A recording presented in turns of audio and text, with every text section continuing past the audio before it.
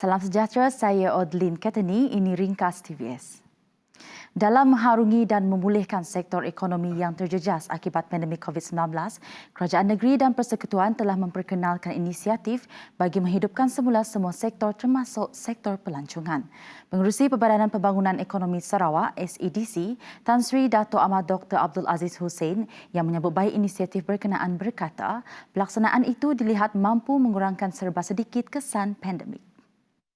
We of course allowed the implementation of the various initiatives at both the state and federal level, which is of course deemed to be most appropriate in trying to mitigate the impacts of the pandemic on the global air travel, and which we think will not recover until 2024.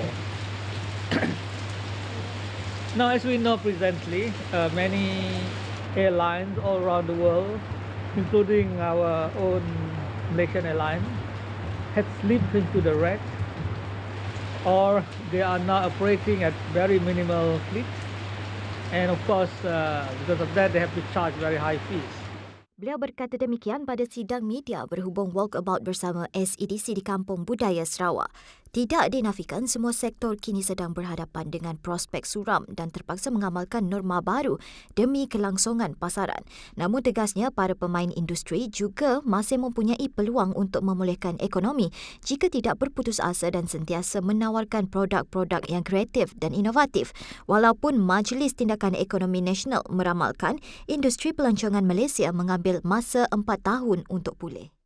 Other businesses, the tourism and hospitality division, or what we call THD of SEDC, is also facing grim prospects because the world has changed and the corporate sector is forced to adopt the new norms, since many things will not continue like it is or like it was before, and the market will continuously be threatened by the pandemic, and of course at the same time with the development of new technologies.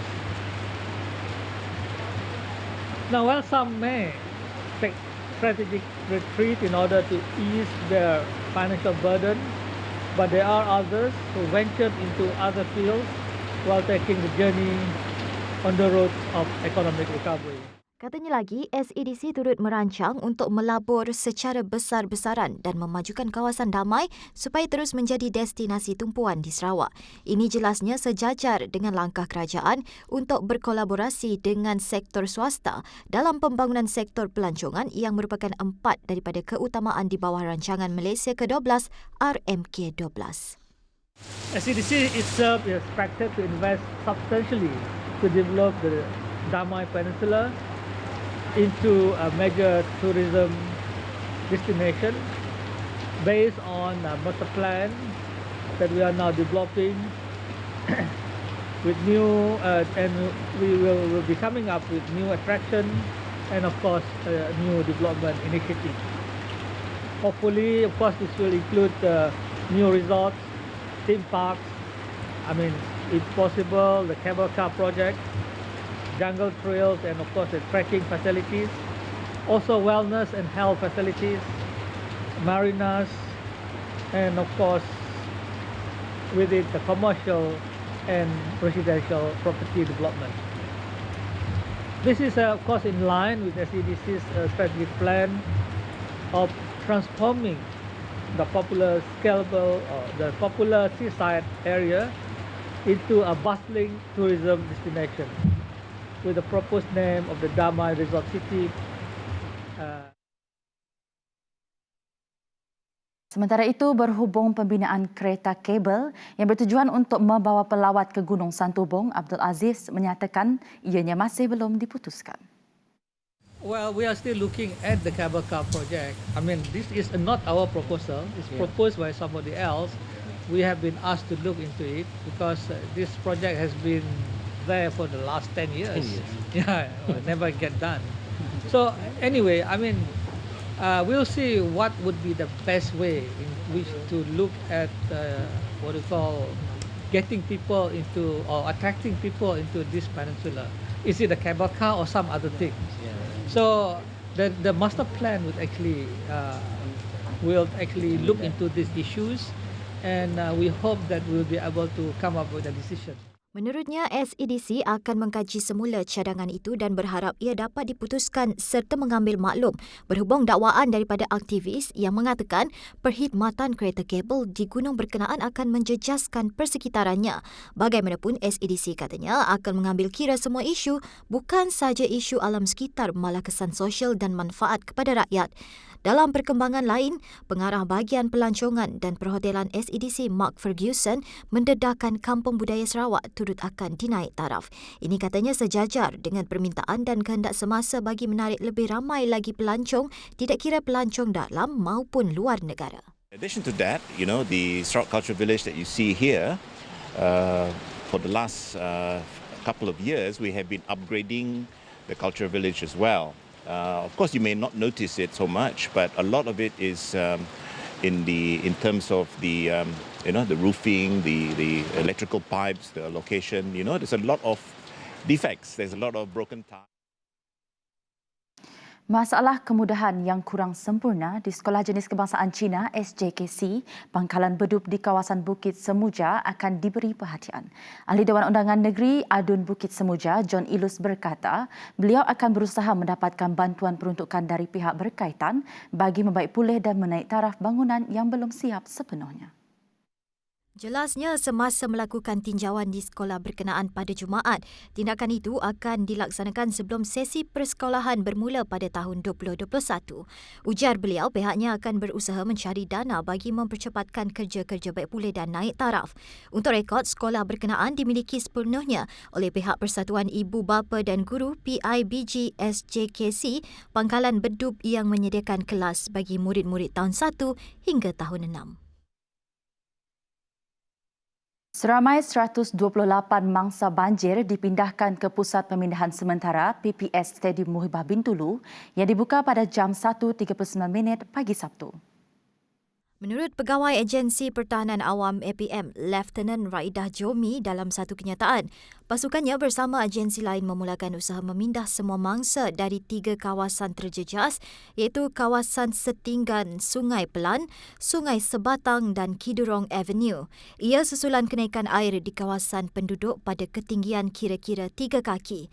Pemindahan melibatkan 50 lelaki dewasa, 48 perempuan dewasa, 7 kanak-kanak perempuan, 9 kanak-kanak lelaki, seorang bayi lelaki, 4 bayi perempuan, 5 warga emas lelaki dan 4 warga emas perempuan dari 43 buah keluarga. Hujan lebat yang melanda Bintulu sejak semalam mengakibatkan beberapa laluan utama di Bandar Bintulu turut dinaiki air. Bertemu kembali. Berkot kuasa 1 Disember ini, majlis akad nikah boleh dilangsungkan di masjid-masjid wilayah Persekutuan Kuala Lumpur dan Putrajaya yang tidak berada di kawasan zon merah. Jabatan Agama Islam Wilayah Persekutuan Jawi dalam kenyataan semalam memaklumkan keputusan itu dibuat mengikut data yang dikeluarkan pihak kerajaan dari semasa ke semasa. Menurut kenyataan itu, Jawi telah membuat ketetapan untuk memperluaskan kebenaran berkahwin bertujuan untuk memberi lebih banyak pilihan tempat akad nikah kepada pasangan yang ingin melaksanakan majlis akad nikah sepanjang tempoh Perintah Kawalan Pergerakan Bersyarat PKPB. Langkah ini, kata Jawi, bertujuan untuk mengelak berlakunya perkumpulan atau kehadiran ramai orang di sesebuah masjid pada satu-satu masa. Jawi juga memaklumkan penolong pendaftar perkahwinan, perceraian dan rujuk bertanggungjawab memastikan semua pihak terbabit mematuhi prosedur operasi standard SOP yang ditetapkan. Sebelum ini, Jawi hanya membenarkan majlis akad nikah diadakan di Pejabat Jawi Kuala Lumpur, Jawi Cawangan Putrajaya dan premis tertentu yang ditetapkan termasuklah beberapa masjid tertentu sahaja. Jumlah kumulatif kes positif global COVID-19 kini melepasi 61.41 juta. Ini berikutan pertambahan ratusan ribu kes baru direkodkan dalam tempoh 24 jam lepas. Data terbaru Johns Hopkins University menunjukkan Amerika Syarikat terus kekal sebagai negara paling teruk terjejas dengan lebih 12.99 juta kes. Ini diikuti India dengan lebih 9.3 juta kes, manakala Brazil merekodkan lebih 6.2 juta kes.